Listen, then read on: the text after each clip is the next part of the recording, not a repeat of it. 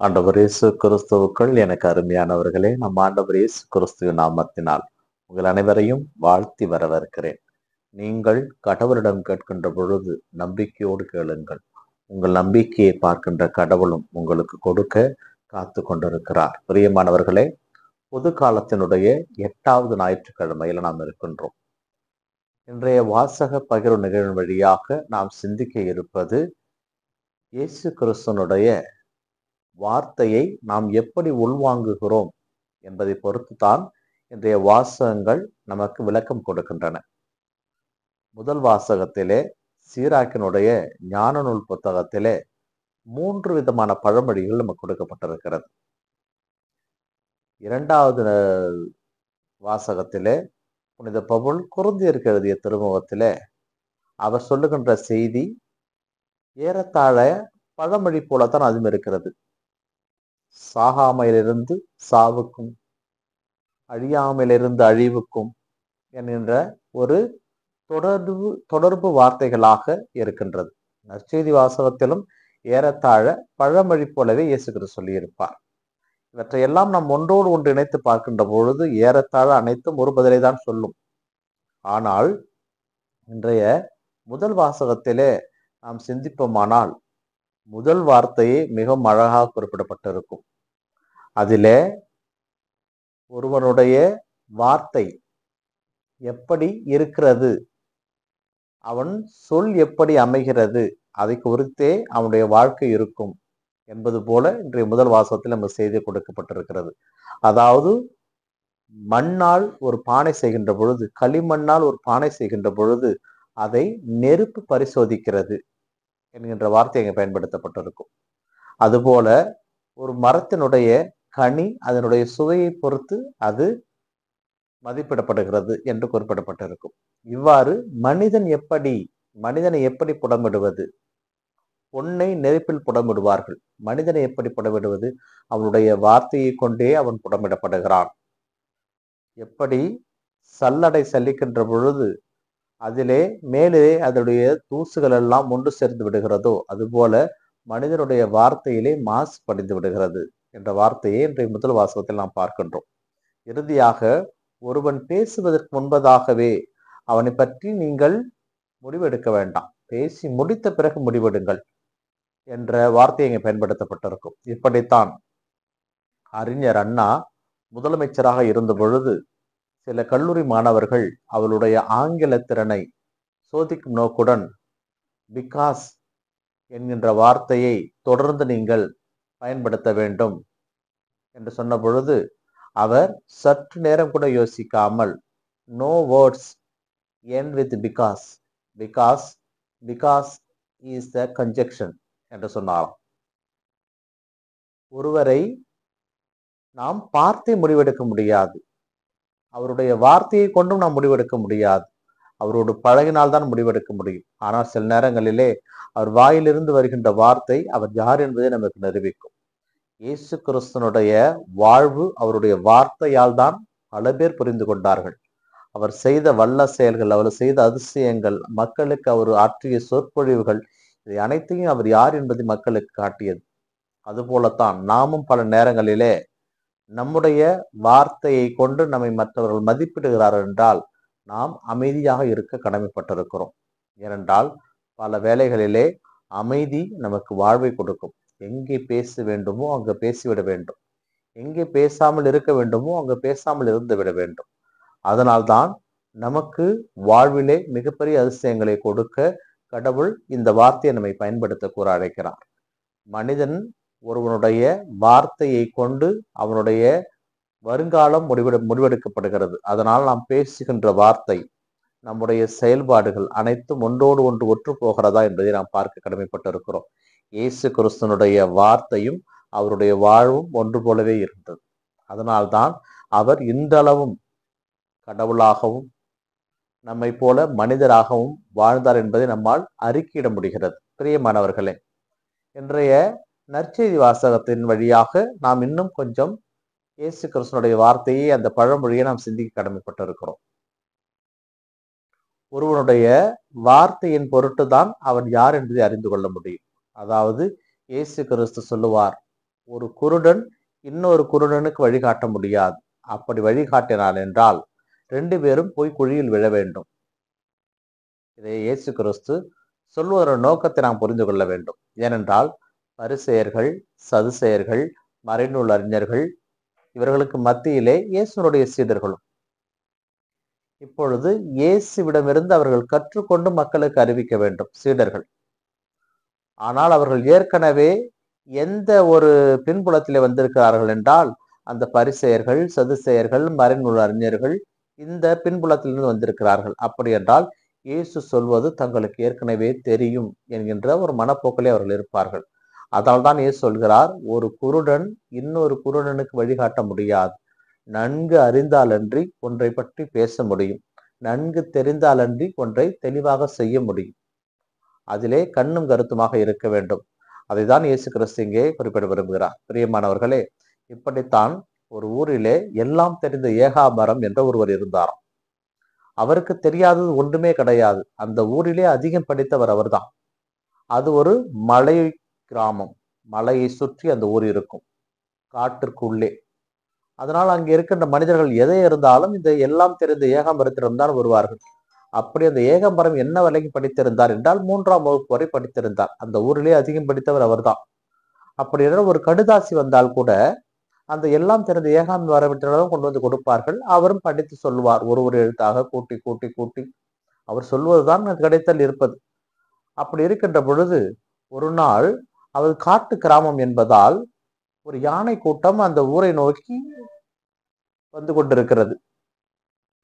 ஊர் மக்கள் எல்லாம் அது என்னவென்று தெரியாமலே ஊர் மக்களை ஒன்று சேர்ந்து எல்லாம் தெரிந்த ஏகாம்பரத்திடம் ஓடி வருகிறார்கள்.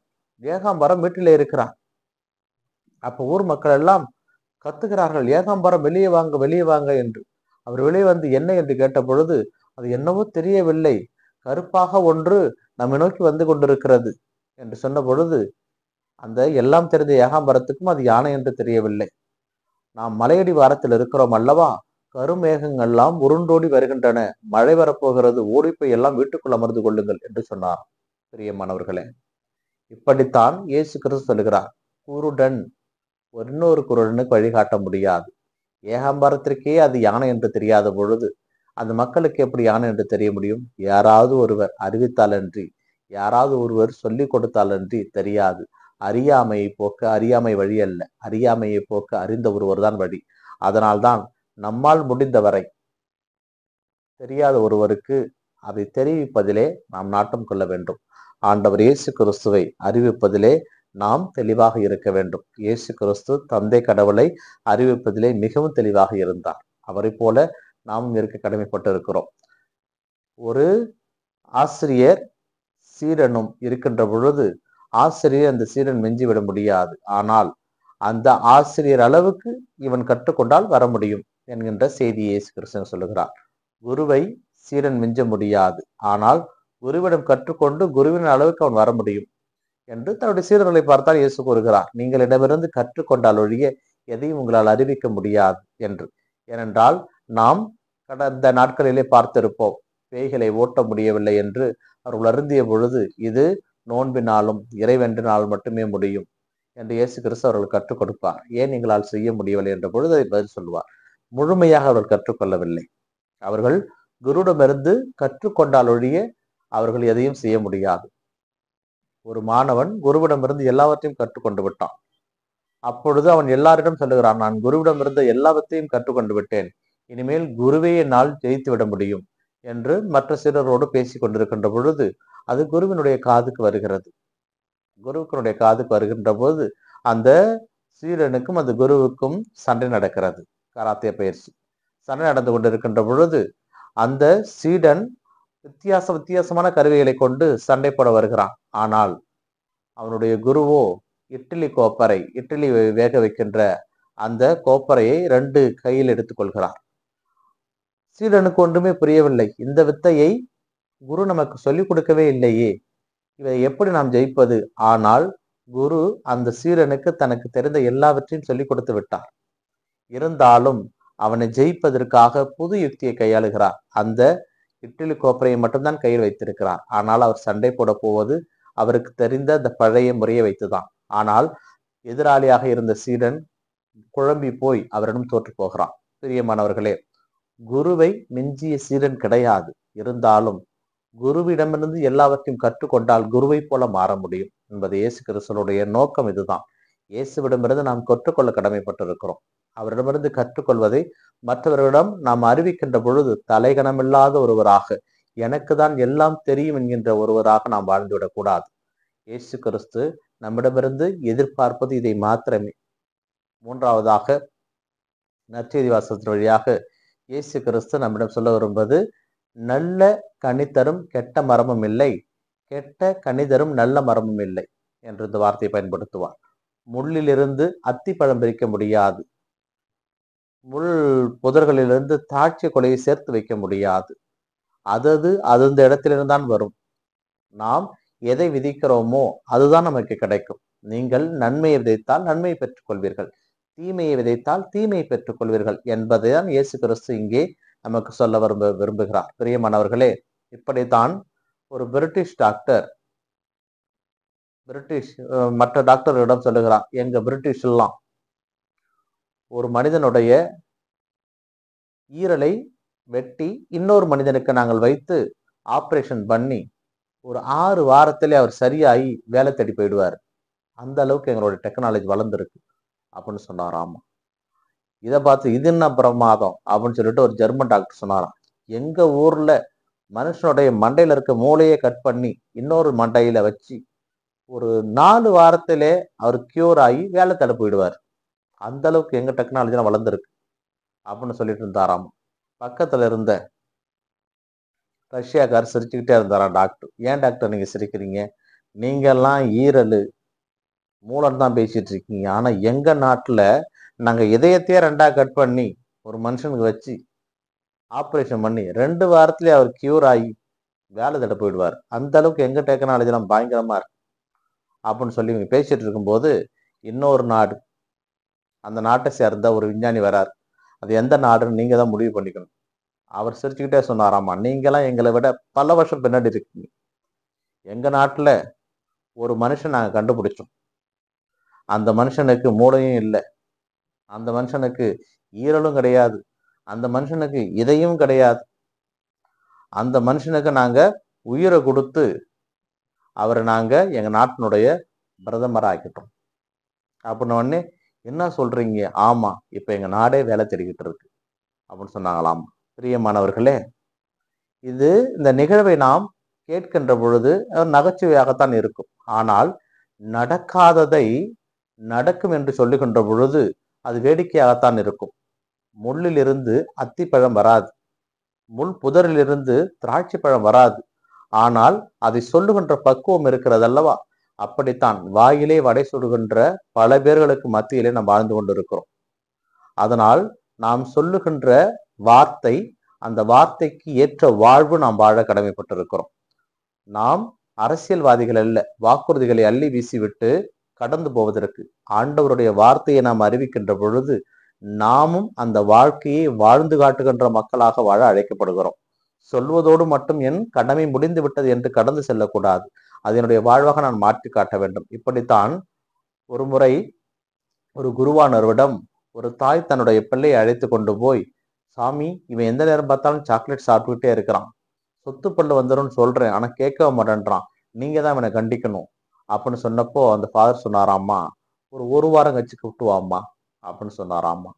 அவங்களுக்கு ஒண்ணுமே புரியாம வீட்டுக்கு கூப்பிட்டு போயிட்டாங்களாம்மா. ஒரு வாரம் கழிச்சு திரும்பவும் கொண்டு வந்து அவங்களுக்கு சொன்னாங்களாம்மா, சாமி, இவனை கொஞ்சம் நீங்க கண்டிங்க அப்படின்னும் போது அந்த குட்டி பையனை பார்த்து அந்த ஃபாதர் சொன்னாராம், தம்பி, டேய், சாக்லேட் சாப்பிடக்கூடாதா, சாப்பிட்டேன்னா பல்லுலாம் சொத்தே ஆயிடும், ஒக்கே ஆயிடும், நீ கிழவன் ஆயிடுவ, அதனால சாக்லேட் சாப்பிடக்கூடாது, அது வயிற்றுல பூச்சியை உண்டாக்கிடும், கஷ்டம் அப்படின்னு சொன்னாராமா. அதுக்கு அந்த அம்மா சொன்னாங்களாமா, இதை நீங்க போன வாரமே சொல்லியிருக்கலாமே ஃபாதர், அதையும் ஒரு வாரம் வெயிட் பண்ண வச்சிங்க அப்படின்னு சொன்னதுக்கு, போன வாரம் வரலைக்கும் நானும் சாக்லேட் சாப்பிட்டுட்டு இருந்தேம்மா, இப்ப என்னைக்கு சொன்னீங்களோ நான் சாக்லேட் சாப்பிட்றதை நிப்பாட்டிட்டேன் அப்படின்னு சொன்னாராம். பிரியமானவர்களே, ஒரு செயலை நாம் செய்ய வேண்டும் என்றால் அந்த வார்த்தை சொல்லுவதற்கு நாம் தகுதியுள்ளவர்களா என்பதை நாம் பார்க்க கடமைப்பட்டிருக்கிறோம். இன்றைய வாசகங்கள் அனைத்தும் நாம் யார் என்பதை நம்மையே சிந்தித்து பார்க்க, நம்மையே அலசி பார்க்க அழைப்பு விடுக்கிறது. நான் யார் என்பது எனக்கு தெரியும். ஆனால் நான் யார் என்பது மற்றவர்களுக்கு நான் அறிவிக்க வேண்டும் என்றால் எனது வார்த்தையின் மூலம் மற்றவர்கள் என்னை யார் என்று அறிந்து கொள்ள முடியும். என்னுடைய செயல்பாடுகள் மூலம் மற்றவர்கள் யார் என்பதை அறிந்து கொள்ள முடியும். என்னுடைய வாழ்க்கை முறை மூலம் மற்றவர்கள் யார் என்பதை என்னை அறிந்து கொள்ள முடியும். ஏனென்றால் இன்றைய நாளிலே பலர் பேசுவது ஒன்றும் வாழ்வது ஒன்றும் செயல்பாடுகள் ஒன்றுமாக இருக்கின்ற பொழுது நாம் மனிதராகவே இருக்க முடியாது. அதனால்தான் கடவுள் சொல்லுகிறார், நீங்கள் குருட்டு வழிகாட்டுகளைப் போல இருக்கக்கூடாது. ஒரு குருடன் இன்னொரு குருடனுக்கு வழிகாட்ட முடியாது. ஒரு சீடன் குருவை போல மாற முடியாது. அவரிடமிருந்து கற்றுக்கொண்டால் ஒழிய நல்லதிலிருந்து கெட்டது வர முடியாது. இவை அனைத்தும் நாம் நிகழ வேண்டுமென்றால், நடக்க வேண்டுமென்றால் நாம் யார் என்பதை முதலில் அறிந்து கொள்ள வேண்டும். கடவுள் நமக்கு உயிரை கொடுத்திருக்கிறார், இந்த உலகை கொடுத்திருக்கிறார், வாழ்வதற்கு ஏற்ற சூழ்நிலையை ஏற்படுத்தி கொடுத்திருக்கிறார். இந்த நிலையிலே என்னுடைய வாழ்க்கை எதை நோக்கி சென்று கொண்டிருக்கிறது? என்னால் மட்டும் இந்த உலகம் அல்ல, இந்த உலகத்தோடு இணைந்துதான் நான் இருக்கிறேன். மரம், செடி, கொடி, காற்று, இயற்கை அனைத்தோடும் இணைந்துதான் நான் இருக்கிறேன். எதை பெரிதும் என்னால் வாழ முடியாது. நான் வாழ்வதற்கு ஏதோ ஒன்று எனக்கு உறுதுணையாக வேண்டும், துணையாக வேண்டும். அப்படி இருக்கின்ற பொழுது எல்லாவற்றோடும் நான் இணைந்து வாழ்ந்தால்தான் மனிதனாக வாழ முடியும். அதனால் இந்த உலகில் வாழ்கின்ற அனைத்தோடும் நான் இணைந்து வாழ முயற்சி செய்ய வேண்டும். அதனால் சக மனிதர்களை ஏற்றுக்கொள்கின்ற மனப்பக்குவம் வேண்டும். ஏற்றத்தாழ்வுகள் நம்மில் இருக்கக்கூடாது, பிரிவினைகள் நம்மில் இருக்கக்கூடாது, பாராபட்சம் நம்மிடம் இருக்கக்கூடாது. அனைவரும் கடவுளுடைய பிள்ளைகள் என்பதை நம்முடைய வார்த்தையாலும் வாழ்வாலும் வாழ்ந்து காட்ட இன்றைய வாசகங்கள் நமக்கு அழைப்பு விடுக்கிறது. இயேசுனுடைய பிள்ளையாக சீடனாக நாம் வாழ வேண்டும் என்றால் அவருடைய வார்த்தையை நமதாக்குவோம். இன்றைய நாள் உங்களுக்கு இனிய நாளாக அமையட்டும். இயேசு கிறிஸ்து என்றென்று வாழ்த்து பெறுவாராக. ஆமேன்.